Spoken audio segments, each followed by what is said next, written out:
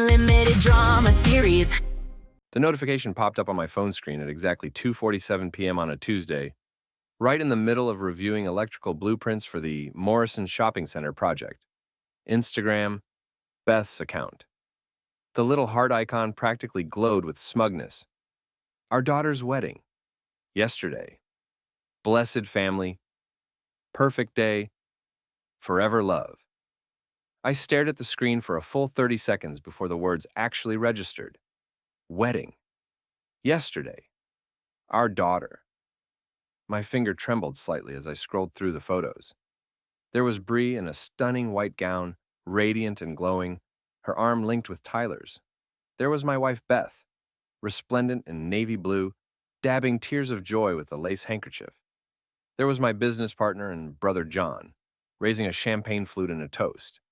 There were 200 guests I recognized from our neighborhood, our country club, our social circle. Everyone was there. Everyone except me. The comments were already pouring in.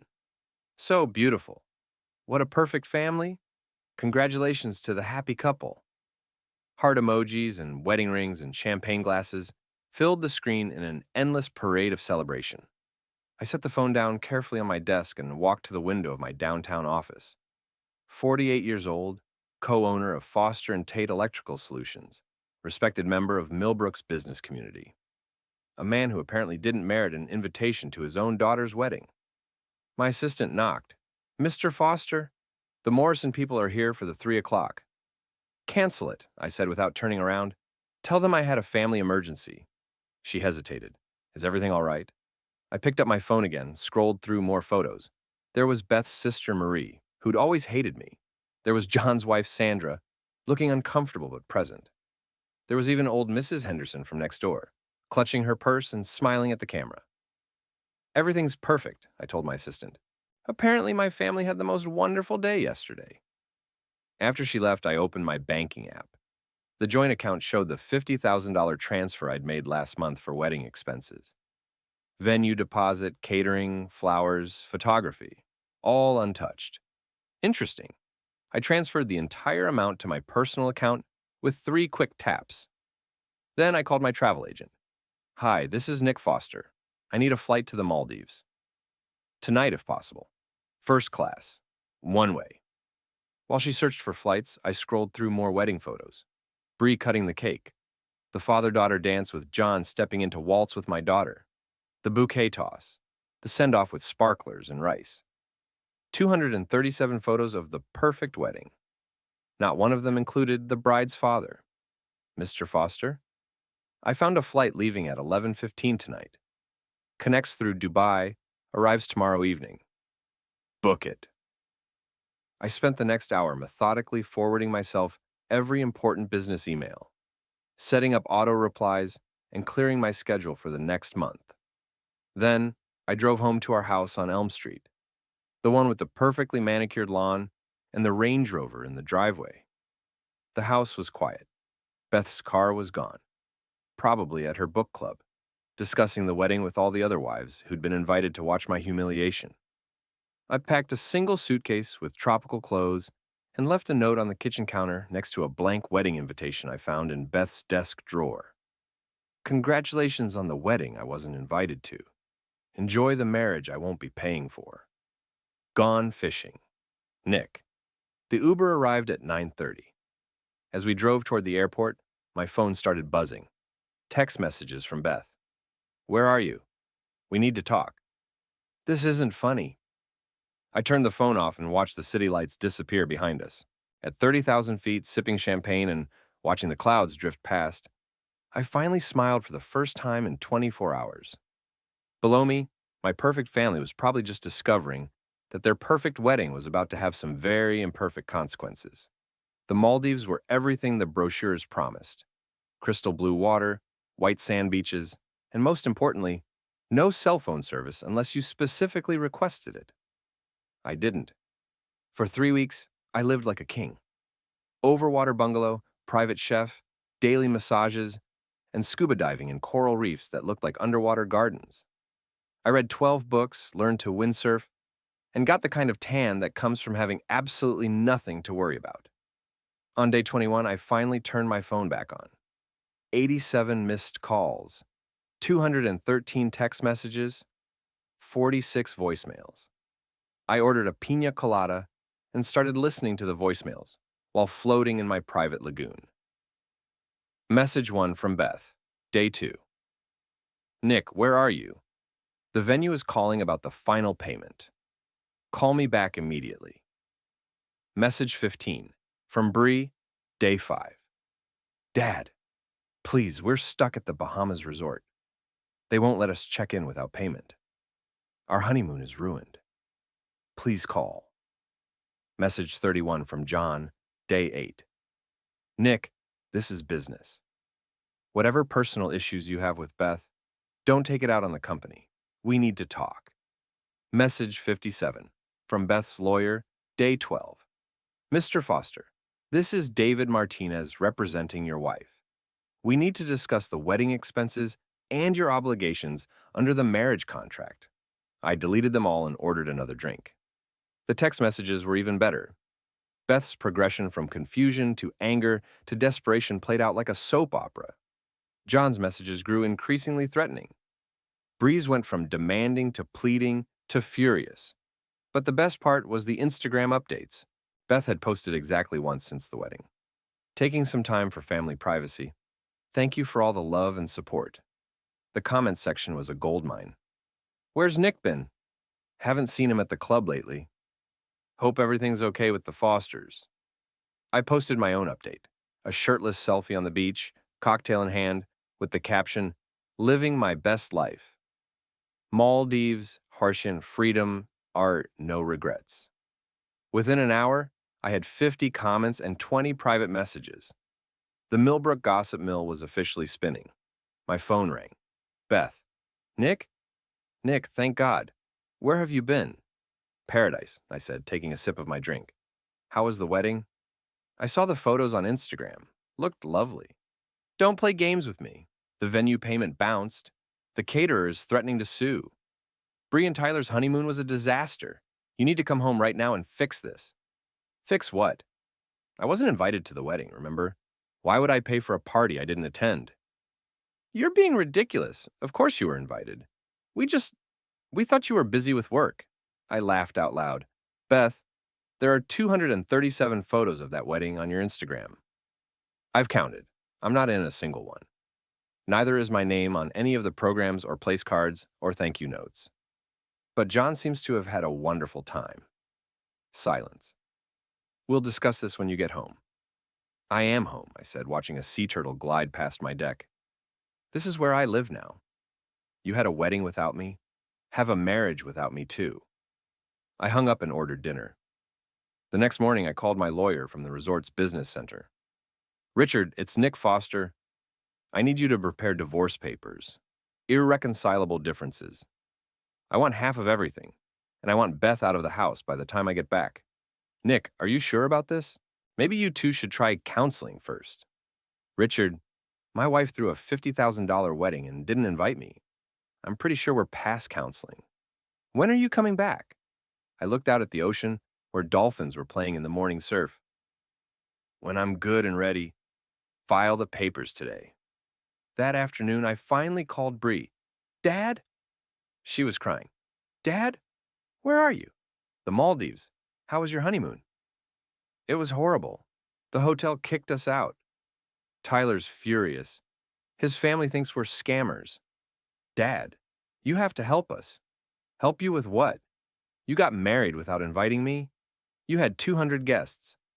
Ask one of them for help. That's not fair. Mom said you were too busy with work. Bree, I would have crawled through broken glass to walk you down that aisle. Your mother chose to exclude me.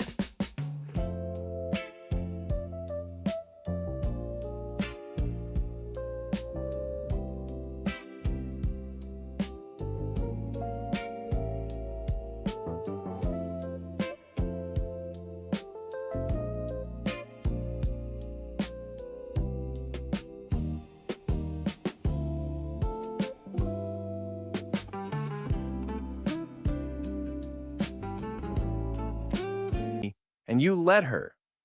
Now you get to live with that choice. I hung up and blocked both their numbers. 3 days later, I flew home.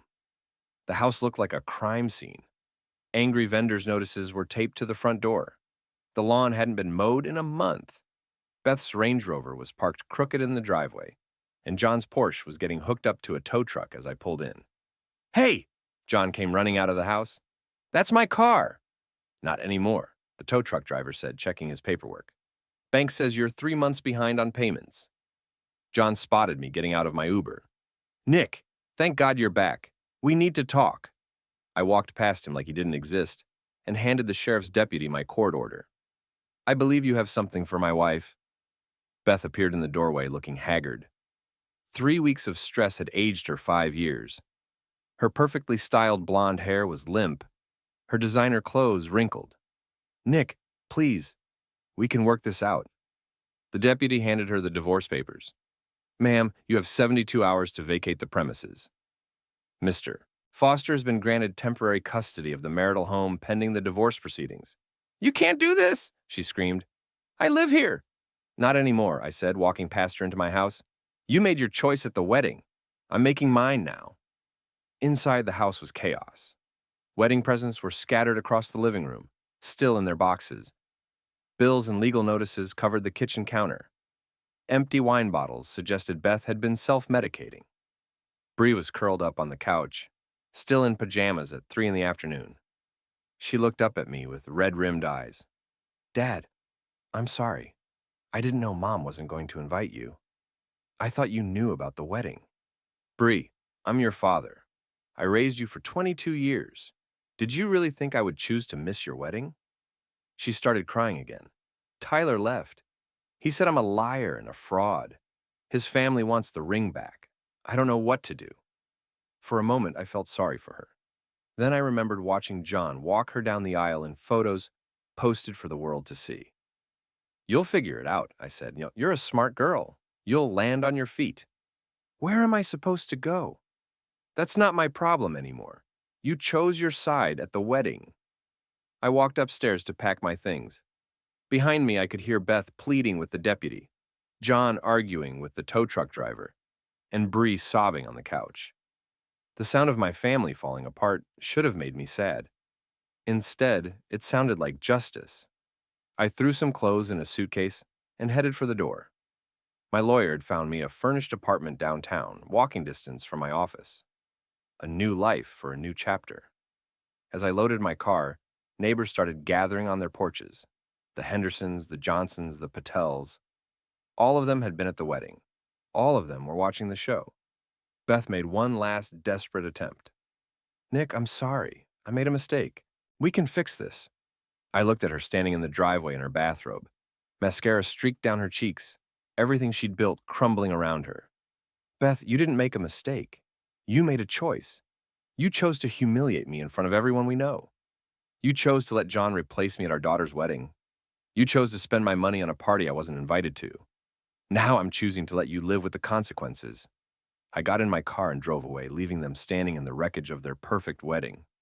In my rearview mirror, I watched John's Porsche disappear around the corner on the back of the tow truck. The revolution was just getting started.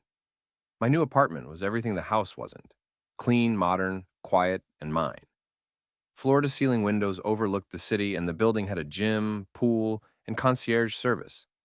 Most importantly, it had a doorman who could keep unwanted visitors out. I spent the first week settling in and planning my next moves. Beth and John thought they could humiliate me quietly, and I'd just take it. Time to show them how wrong they were. I started with social media. The Instagram post went live at 8 a.m. on a Saturday, when I knew all the Millbrook wives would be scrolling with their coffee. A photo album titled, "My Maldives Vacation, While My Family Had a Wedding Without Me." 12 photos of paradise. Me snorkeling. Me at sunset dinners. Me raising a toast to the camera with the caption, "To new beginnings and honest relationships." But the real masterpiece was the final photo. A screenshot of Beth's wedding post with my comment, "Beautiful wedding. Wish I could have been there." Oh wait, I wasn't invited. Guess I was busy paying for it. Divorced, our share freedom. No regrets. Within 2 hours, it had 200 likes and 85 comments. The Millbrook Gossip Network was in overdrive. Wait, Nick wasn't at Bree's wedding? I was wondering where he was. This is so sad. What happened? Beth Foster has some explaining to do. My phone started ringing immediately. I ignored calls from Beth, John, and Bree, but I answered when my sister Connie called. Nick, what the hell's going on?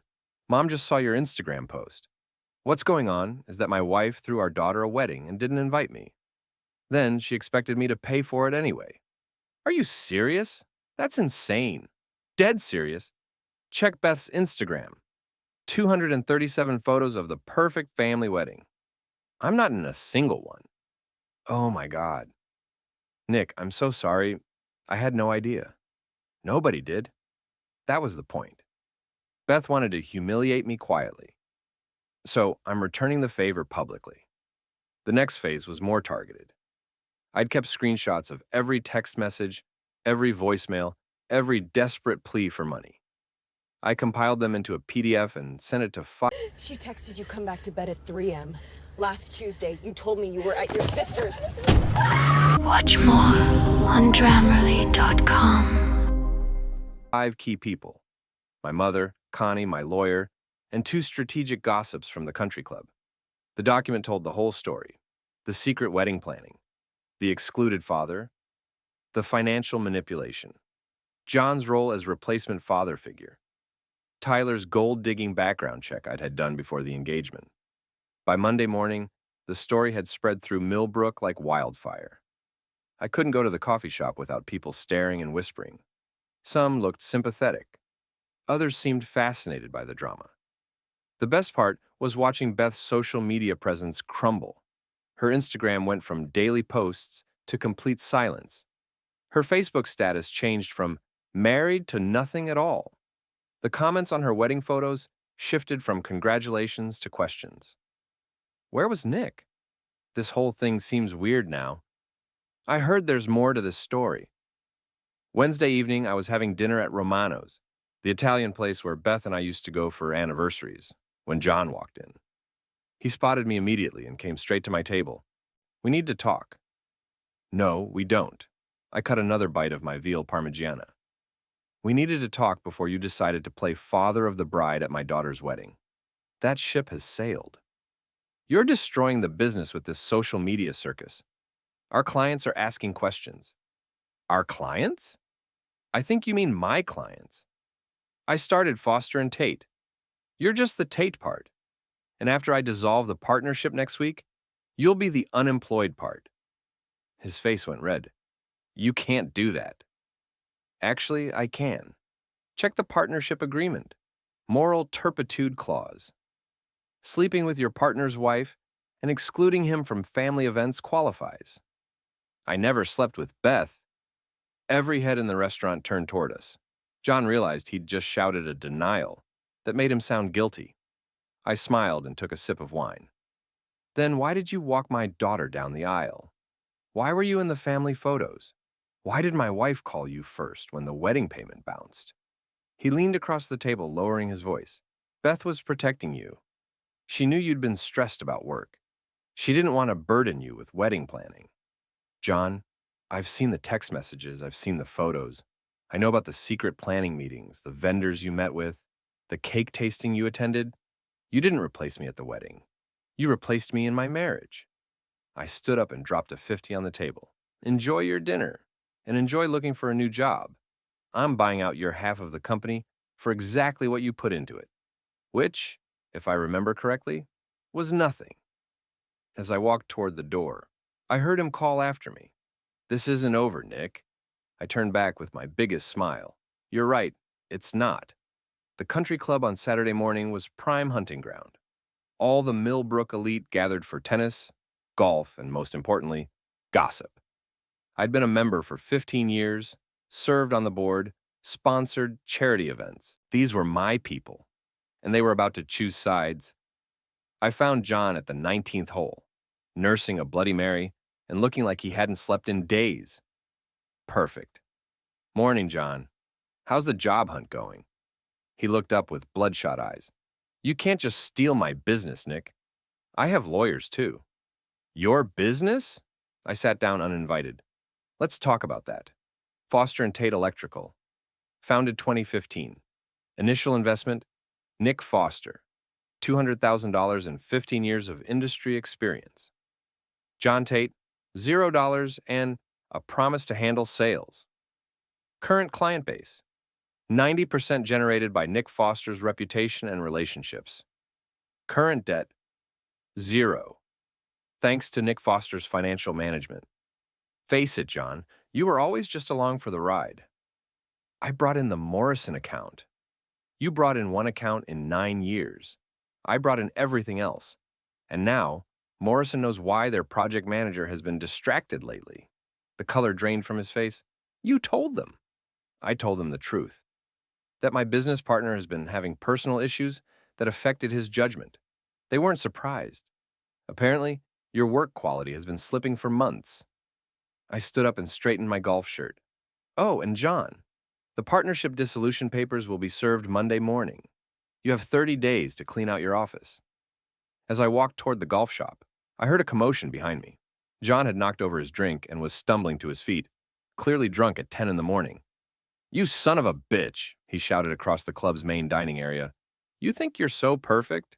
You think you're the victim here? Every conversation stopped. 50 of Millbrook's most influential residents turned to watch the show. I think I'm a man whose wife and business partner betrayed him, I said calmly. And I think everyone here knows it? John lurched toward me, his face twisted with rage and alcohol. Beth deserved better than you. Bree deserved a father who cared about her happiness. I cared enough to pay for her wedding. Apparently, I just wasn't good enough to attend it. He took a swing at me. Sloppy, telegraphed, the kind of punch a drunk man throws when he's lost everything. I stepped aside easily, and John's momentum carried him into a table of club members having brunch. Mimosas and eggs Benedict went flying.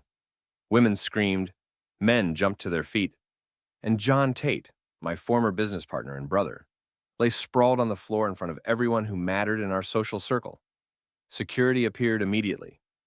Mr. Tate, we're going to need you to leave. As they helped him to his feet, John pointed at me with a shaking finger. This isn't over. Yes, it is, I said. Then I turned to address the entire dining room. Ladies and gentlemen, I apologize for the disturbance. As you may have heard, I'm going through a difficult divorce. I hope you'll understand that some people don't handle rejection well. I walked out to scattered applause and knowing nods. By evening, the story would be all over Millbrook. John Tate, drunk and violent at the country club, attacking the man whose wife he'd stolen and whose daughter's wedding he'd hijacked. My phone buzzed with a text from the club president. Nick, the board met this afternoon. John's membership has been suspended pending a full review. Sorry you had to deal with that. Bill, I texted back. Thanks, Bill. Sometimes the trash takes itself out. But the real victory came that evening. Beth called, crying. Nick, you have to stop this. John lost the Morrison account. The bank is foreclosing on his house. His wife left him. You're destroying his life. I'm not destroying anything, I said from my apartment balcony, watching the sunset over the city. I'm just letting people see who he really is. Actions have consequences, Beth. You both forgot that. What do you want? Money? The house? I'll give you whatever you want if you just stop this campaign. I want what I've always wanted. Respect, honesty, a family that doesn't exclude me from the most important moments of our lives. Since you can't give me that, I'll settle for justice. This is cruel, Nick. This isn't like you. I thought about that for a moment. She was right. The old Nick would have suffered in silence, would have tried to work things out, would have put family peace above his own dignity. You're right, I said finally. The old Nick would have taken this quietly. But the old Nick got excluded from his daughter's wedding. The new Nick fights back. I hung up and poured myself a scotch. Tomorrow was Sunday, and I had one more surprise planned for my perfect family. The Millbrook Charity Gala was Beth's last stand. For 20 years, she'd been on the planning committee, using the event to showcase her social status and network with the town's elite. This year's theme was New Beginnings, which struck me as perfectly ironic. I hadn't planned to attend. My invitation had been rescinded after the divorce papers were filed. But that morning, I got a call from Margaret Whitman, the committee chairwoman. "Nick, I'm so sorry about the confusion with your invitation. Of course you should be there. You've been one of our biggest supporters for years." "I appreciate that, Margaret, but I think it might be awkward." "Nonsense. You have every right to be there. Besides, people are asking questions about why you're being excluded from everything lately. It doesn't look good for the committee." I smiled. The Millbrook Gossip Network was working in my favor.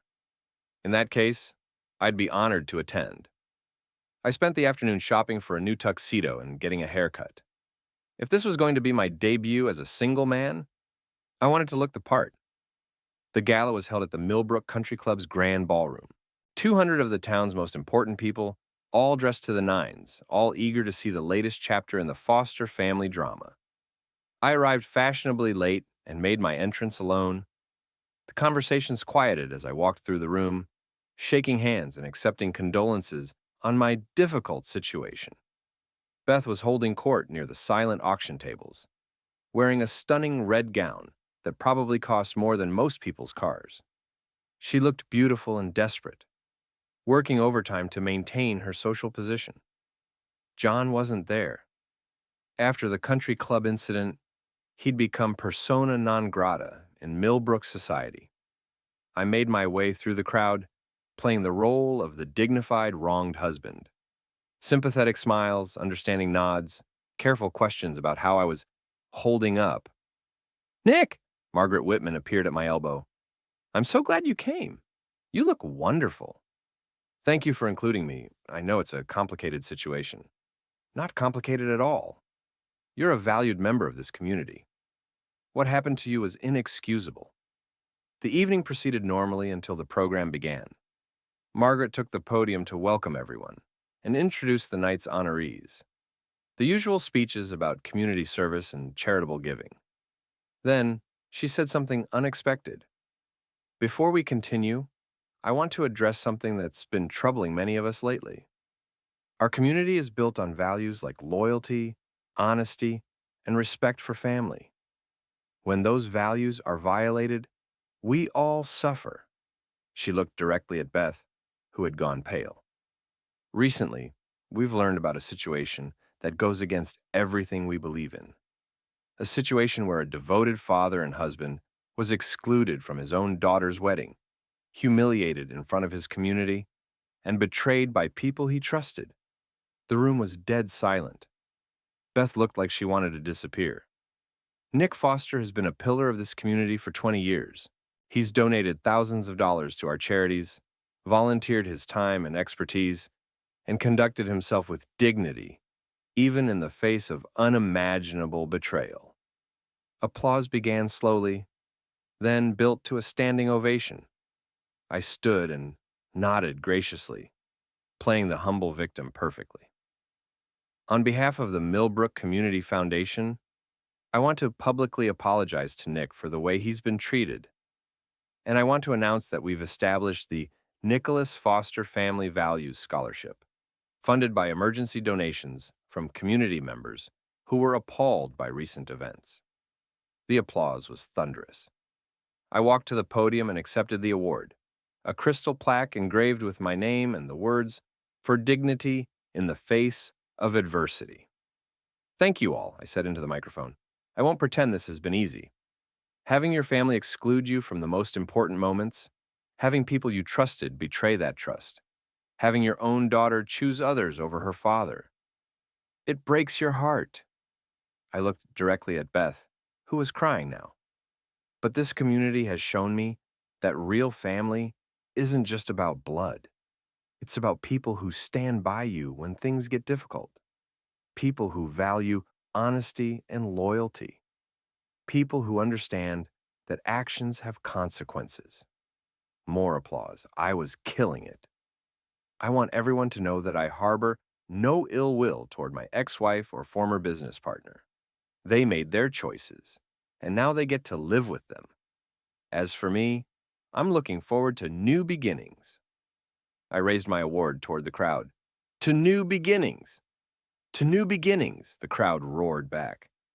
As I walked back to my table, Beth intercepted me near the exit. Are you satisfied now? She hissed. You've destroyed everything. John's bankrupt. Bree won't speak to me. I'm a pariah in my own town.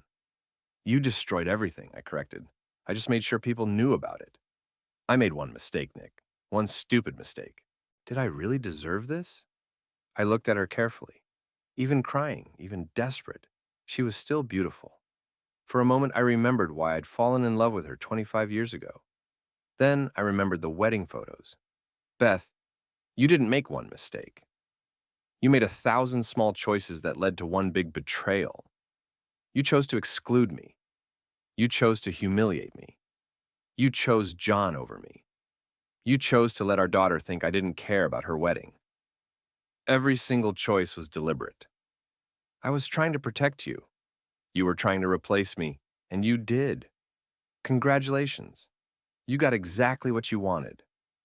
I walked toward the exit, then turned back. Oh, and Beth, you might want to check your phone. The bank called about the mortgage on the house. Apparently, the divorce settlement doesn't cover the payments, and your credit application was denied. You have 30 days. Her face went white. You can't leave me homeless. I'm not leaving you anything. You left me first. I walked out into the night air, award in hand, victorious and vindicated. Behind me, I could hear Beth sobbing and the murmur of concerned voices. My phone buzzed with a text from Bree. Dad, I saw the video of your speech online. I'm sorry. I'm so sorry. Can we talk? I typed back, maybe someday, when you're ready to choose your real family over your mother's lies. I got in my car and drove home to my apartment, where a bottle of 30-year-old scotch was waiting to help me celebrate my complete and total victory. Beth Foster had thrown the perfect wedding. I had thrown the perfect revenge,